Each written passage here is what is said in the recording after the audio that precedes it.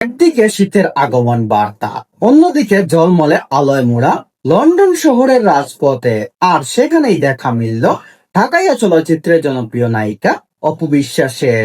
বেশ কিছুদিন ধরেই অবকাশ যাপন করছেন, বিলাতে আছেন তিনি, এমনটাই শোনা যায়। তবে সেখান থেকেই তার একের পর এক গ্ল্যামার্স লুকে মুগ্ধতা ছড়াচ্ছেন ভক্তদের মাঝে। এরপর নিজেকে নতুন রূপে মেলে ধরেন এই ঢলিউড কুইন।